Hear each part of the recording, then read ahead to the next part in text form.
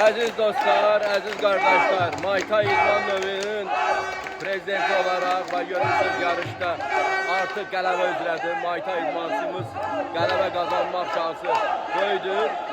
Muay Thai Federasiyasının necə deyərlər, öz karşılığında olan idmançının ve qələbəsidir ve görürsünüz.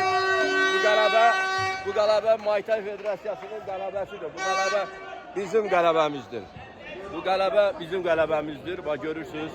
Görürsünüz bu günlərin Muay Thai idman növü inkişafdadır. Ona görə necə deyərlər, kickboks idman növü də artıq dünya çempionatında Muay Thai'nin tərkibində çıxış etmişdir. Bununla bağlı İdman Nazirliğinin şöbə rəisi də qərar verib ki, onun tərkibində fəaliyyət növü göstərsin. Təbriklər Can Azərbaycan.